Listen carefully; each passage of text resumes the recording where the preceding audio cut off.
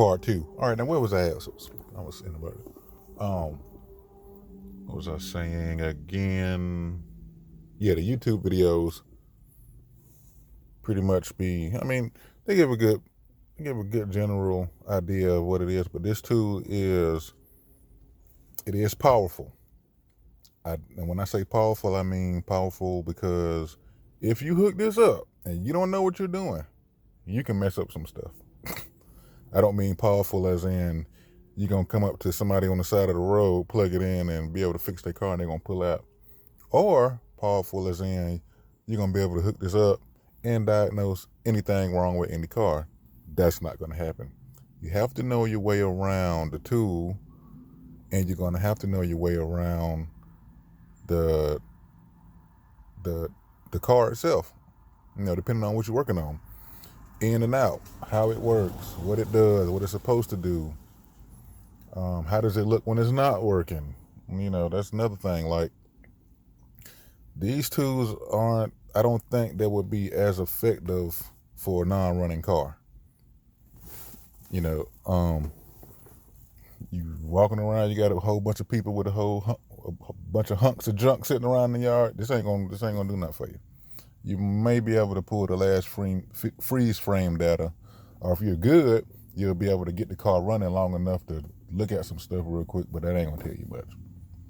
So, I'm just trying to give people the real before they go out and buy something that they might not need.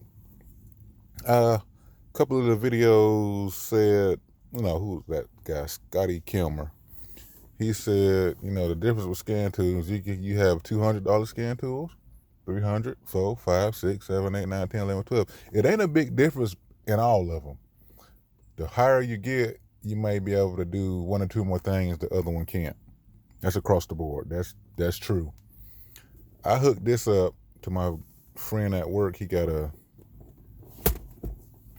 has a Nissan 2001 Nissan Maxima. I couldn't see nothing. I couldn't see jack squat. Let's see. Let me see what I could see. Let me show you guys.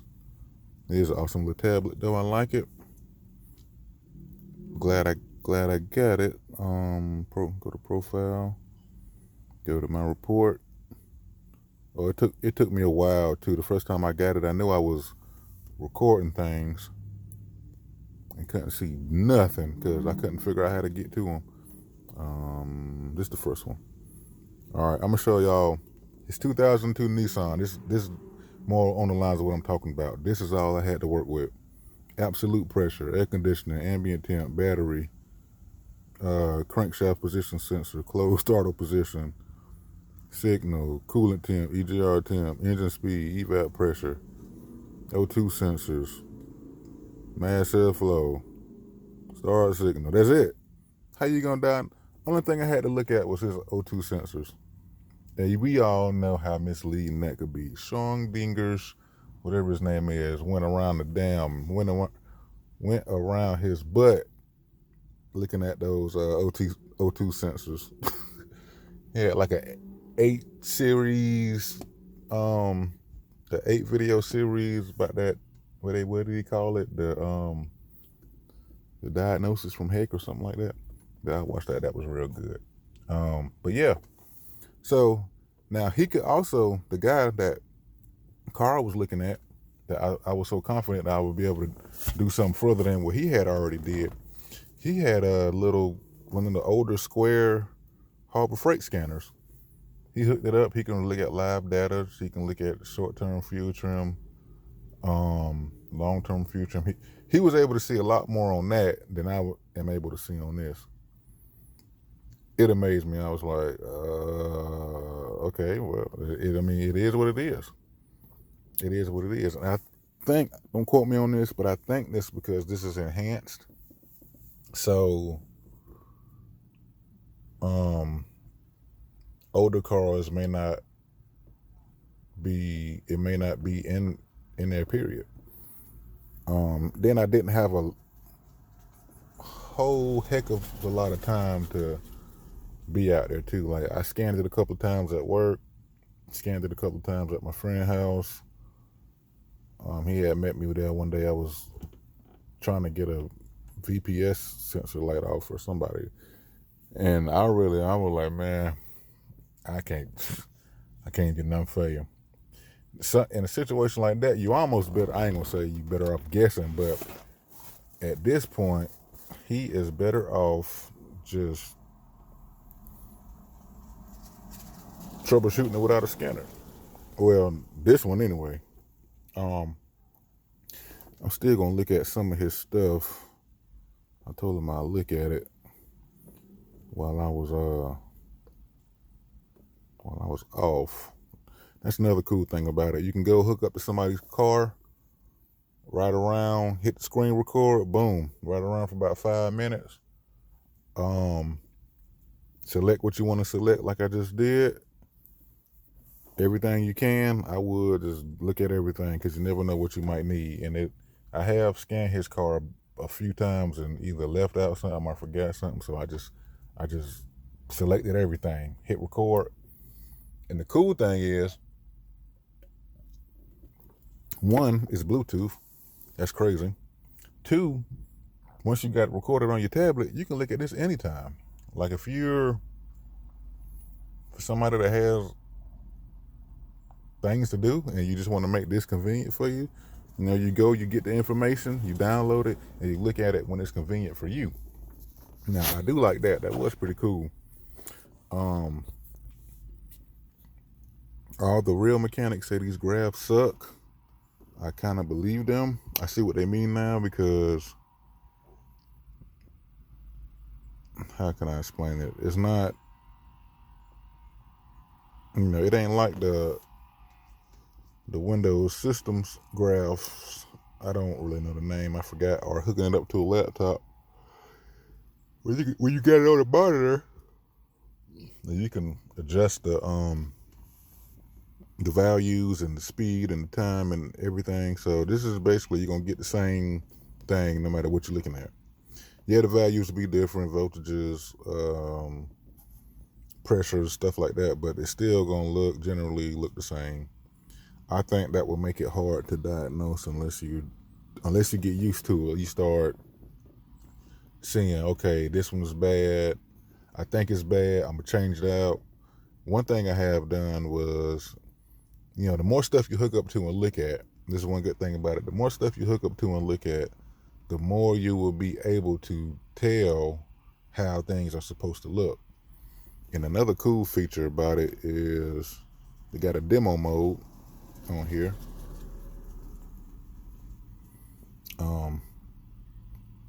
Which for the beginning person is pretty cool. So I wouldn't say you could use it as a reference because I'm not sure yet, but eventually I will be able to say you can't use that for a reference, but it's decent. That's a nice little feature on here, especially for somebody that never used one before. It'll show you if you want to do some special test or something that you're available to do on the car that you're scanning. You probably could go in there and practice it before you do it. That's how I would do it. I'm pretty much right now, I don't want to just hook up to people's cars that's running good. I want to hook up to stuff that nobody owns and things that already have problems. So I make sure I don't mess up nothing. That's another thing about, like I said, this tool being powerful. You could go up there and screw some stuff up. For example, I don't think when you're doing actuation tests and things like that, I don't know.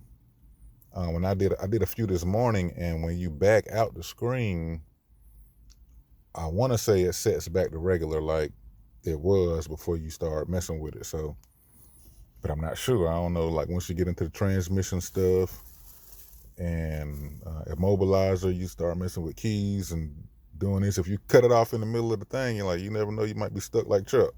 So I'm actually surprised that you don't have to be a mechanic or show something to buy one of these just because of that feature. But that's the game. I had no idea this was so big. Like looking at the YouTube community, You can see videos people make about certain things, but you start putting in scanners, and it has blow a lot of people up. And I was one of the people watching, because people gonna want to see, they want to hear about it and look at it before they buy it most of the time, right? So, seen a lot of them people blew up off of that, and they probably didn't even expect it, or they probably did expect it.